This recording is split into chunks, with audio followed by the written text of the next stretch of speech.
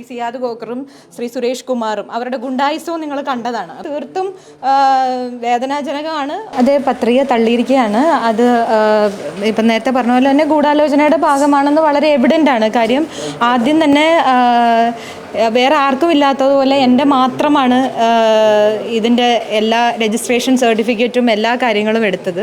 വേറെ ആരുടെയും അങ്ങനെ ഒരു ഇതെടുത്തില്ല. മാത്രമല്ല ബൈലോയിൽ എവിടെയും അങ്ങനെ ഒരു കാര്യം പറയുന്നില്ല. ഇതാണ് ബൈലോ പ്രകാരം 23-ാമത്തെ പോയിന്റ് പ്രകാരം ഏതൊരു റെഗുലർ മെമ്പറിനും അവരുടെ പേരിൽ 3 സെൻസർ സർട്ടിഫിക്കറ്റ് കാണിച്ചു കഴിഞ്ഞാൽ അവർക്ക് ഇതിൽ എലിജിബിൾ ആണ് എന്നുള്ളതാണ്. ഇതിനകത്ത് ഒരു കീ പോസ്റ്റിലേക്ക് മത്സരിക്കാൻ എലിജിബിൾ ആണെന്നുണ്ട്. അത് പ്രകാരം എല്ലാ എലിജിബിലിറ്റിയും ഉള്ളൊരു ആളായിട്ട് പോലും അവർ ഒരു നിയമവിരുദ്ധമായ വഴിയിലൂടെ ഒരു ഭരണാധികാരിയെ വെച്ച് എൻ്റെ പത്രിക തള്ളുകയാണ് ഉണ്ടായത്. അത് ഒരു ജനാധിപത്യ രീതി ആ മാർഗത്തിലൂടെ എന്നെ തോൽപ്പിക്കാൻ പറ്റില്ല എന്നവർക്ക് ഉറപ്പായതുകൊണ്ടാണ് ശരിക്കും പറഞ്ഞാൽ മത്സരിച്ച് ജയിച്ച് കാണിച്ചു തരികയാണ് ഇവർ ചെയ്യേണ്ടത്. അതിന് പകരം അങ്ങനെ ജയിക്കാൻ പറ്റില്ല എന്ന് ഉറപ്പായപ്പോൾ ഇങ്ങനൊരു ഭരണാധികാരിയെ, ഇതൊരു അനധികൃതമായ അപ്പോയിൻമെൻറ്റാണ് ഈ ഭരണാധികാരിയുടെ പോലും. അത് ഞാൻ കോടതിയിൽ ചാലഞ്ച് ചെയ്തിട്ടുള്ളൊരു കാര്യം കൂടിയാണ്. അതിനെപ്പറ്റി ഞാൻ കൂടുതൽ പറയുന്നില്ല. പക്ഷേ ഇത് തീർത്തും മാത്രമല്ല, നിങ്ങളെല്ലാവരും ഇവിടെ കണ്ടതാണ്. അവിടെ അസോസിയേഷനിലെ ആസ്ഥാന ഗുണ്ടകളുടെ ശ്രീ സിയാദ് കോക്കറും ശ്രീ സുരേഷ് കുമാറും അവരുടെ ഗുണ്ടായിസവും നിങ്ങൾ കണ്ടതാണ്. അപ്പം ഇതാണ് പ്രൊഡ്യൂസേഴ്സ് അസോസിയേഷൻ എന്ന് എല്ലാവരും മനസ്സിലാക്കി വെക്കണം. 2 സ്ത്രീകളാണ് ഞങ്ങളൊരു നോമിനേഷൻ അവരുടെ കീ പോസ്റ്റിലേക്ക് കൊടുത്തതിന് ഞാനിവിടെ 2 സിനിമകൾ മാത്രമേ ചെയ്തിട്ടുള്ളൂ എന്ന് കേരളത്തിലെ ഒരു മലയാളികൾക്കും പറയാൻ പറ്റില്ല. കാര്യം എൻ്റെ സിനിമകൾ ഹിറ്റായിട്ടുള്ള സിനിമകൾ തന്നെ 4-5 എണ്ണം ഉണ്ട്. അപ്പോൾ 9 സിനിമകൾ എൻ്റെ സ്വന്തം പേരിൽ സെൻസർ ചെയ്തിട്ടുള്ള ഒരാളായ എൻ്റെ ഇവിടെ ഓൾറെഡി ഇവിടുത്തെ അസോസിയേഷൻ്റെ രജിസ്റ്റേർഡാണ് എൻ്റെ എല്ലാ സിനിമകളും. എന്നിട്ട് പോലും അതൊന്ന് കാണാൻ പോലും തയ്യാറാവാതെ നോക്കാതെ അദ്ദേഹം റിജക്റ്റ് ചെയ്യുകയാണ് ഉണ്ടായത്. ഇത് തീർത്തും വേദനാജനകമാണ്. മാത്രമല്ല എന്നോടുള്ളൊരു അനീതിയാണ് ഈ കാണിക്കുന്നത്.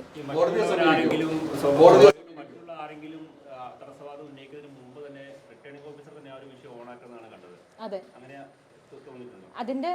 അതിൻ്റെ അർത്ഥം റിട്ടേണിംഗ് ഓഫീസർ അവരുടെ ആളാണ് എന്നുള്ളത് വളരെ ക്ലിയർ ആണല്ലോ അതിൽ നിന്ന്. മറ്റാരും പറയുന്നതിനേക്കാൾ മുമ്പ് അദ്ദേഹം തന്നെ പറഞ്ഞു എനിക്ക് എലിജിബിലിറ്റി ഇല്ല. അദ്ദേഹം കാണാൻ പോലും നിന്നില്ല. വേറൊരാളുടെയും ഇത്രയും നോമിനേഷൻസ് അവിടെ നോക്കിയിട്ട് എൻ്റെ മാത്രമാണ് പേപ്പേഴ്സ് എല്ലാം എടുപ്പിച്ചത്. അതിൽ എനിക്ക് മാത്രമാണ് സംശയമുണ്ടോ എന്ന് ചോദിച്ചതും വേറെ ആർക്കും അങ്ങനെ ഒരു ഇതാണ്. അതിൻ്റെ അർത്ഥം തന്നെ ഇതെല്ലാം പ്രീ പ്ലാൻഡ് ആണെന്നുള്ള കാര്യമാണല്ലോ. ഞാൻ നിങ്ങളുടെ എല്ലാവരുടെയും മുന്നിൽ വെച്ച് തന്നെയാണ് അത് ചോദിച്ചത്.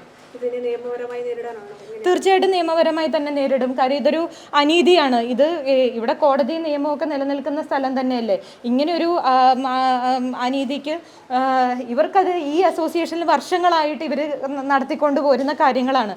അതിനെ ചോദ്യം ചെയ്യാൻ ആളുകൾ വന്നത് ഇപ്പോഴാണ്. എക്സിക്യൂട്ടീവിലേക്ക് ഞാൻ ഇട്ടിട്ടുണ്ട്. പക്ഷേ ഞാൻ പ്രസിഡൻ്റായിട്ട് തന്നെ മത്സരിക്കാനാണ് എൻ്റെ തീരുമാനം. പ്രസിഡൻ്റായിട്ട് അവരെന്നെ മത്സരിച്ച് തോൽപ്പിച്ച് കാണിക്കട്ടെ, അല്ലാതെ ഇങ്ങനെയല്ലല്ലോ ചെയ്യേണ്ടത്. രാകേഷിന് ധൈര്യം ഉണ്ടെങ്കിൽ എന്നെ മത്സരിച്ച് തോൽപ്പിച്ച് കാണിച്ചു തരട്ടെ. അത് അല്ലാതെ ഇങ്ങനെ അവരുടെ ഒരാളെ വെച്ച് ഭരണാധികാരിയെ വെച്ച് ഒരു നിഷ്പക്ഷനല്ല എന്നതിന് കൃത്യമായ തെളിവാണല്ലോ 25 വർഷമായി ഒരാളിരിക്കുന്നത് തന്നെ. പിന്നെ നമ്മുടെ ബൈലോ പ്രകാരം അങ്ങനെ ഒരു ഭരണാധികാരിയെ വെക്കാൻ എവിടെയും പറഞ്ഞിട്ടില്ല. കോടതിയെ സമീപിച്ച് ചെയ്യുമ്പോൾ അതിനൊരു കാലതാമസം ഉണ്ട്. അപ്പൊ അതുകൊണ്ടാണ് അദ്ദേഹം ചോദിച്ച എക്സിക്യൂട്ടീവ് സ്ഥാനത്തേക്കെങ്കിലും അതിനൊരു സർട്ടിഫിക്കറ്റ് പറയുന്നുണ്ട്. അതിലേക്ക് ഉറച്ചു നിൽക്കുന്നുണ്ടോ?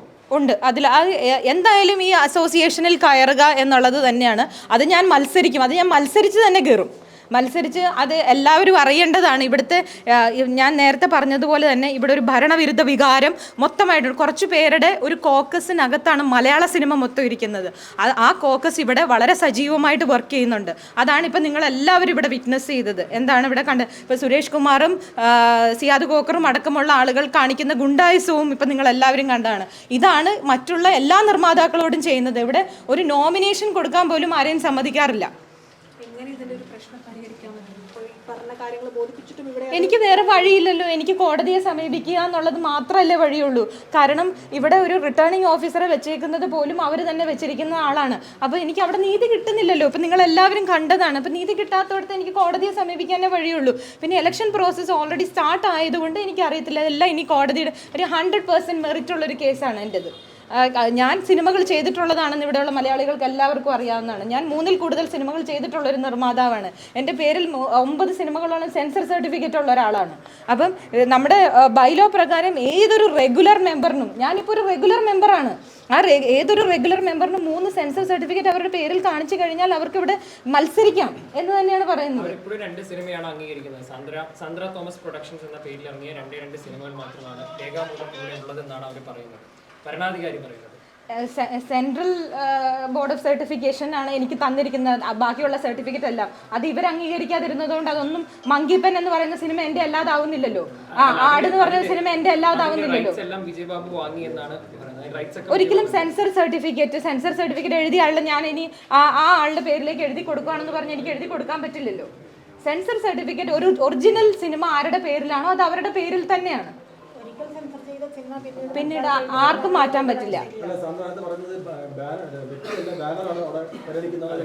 അതെ, മെമ്പർഷിപ്പിന് വേണ്ടി ബാനറാണ് വേണ്ടത്. അതുകൊണ്ട് തന്നെയാണ് ഞാൻ ഇത്രയും നാളും വെയിറ്റ് ചെയ്തത്. കാര്യം ഒരു സിനിമ ചെയ്ത ആളെ നേരത്തെ നിങ്ങൾ തുടക്കത്തിൽ ശ്രദ്ധിച്ചു കാണും, ഭരണാധികാരി പറഞ്ഞു ഒരു സിനിമ ചെയ്ത ആൾക്ക് ഇവിടെ അസോസിയേഷനിൽ മെമ്പർ ആവാം.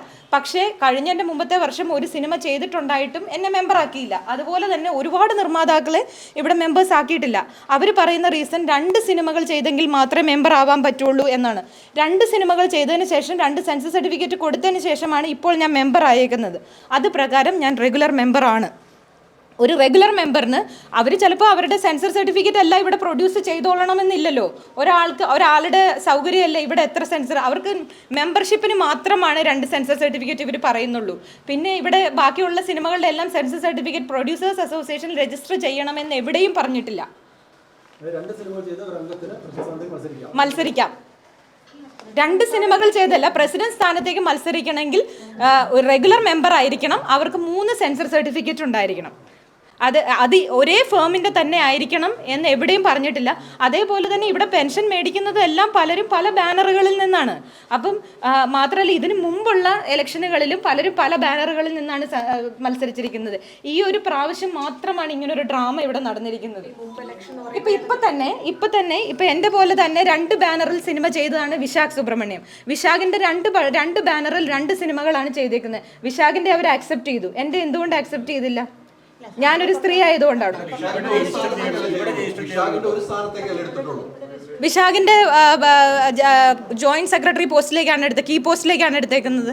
2 സിനിമകളുടെ ബാനറിൽ 2 സിനിമകൾ വെച്ചിട്ടാണ് വിശാഖ് ചെയ്തിരിക്കുന്നത്. വിശാഖ് ചെയ്തതും വിശാഖിന്റെ എന്റെയും ഒരേ കേസാണ്. എന്നിട്ട് പോലും വിശാഖിനെ അക്സെപ്റ്റ് ചെയ്യും, എന്നെ റിജക്ട് ചെയ്യുകയാണ് ചെയ്തത്.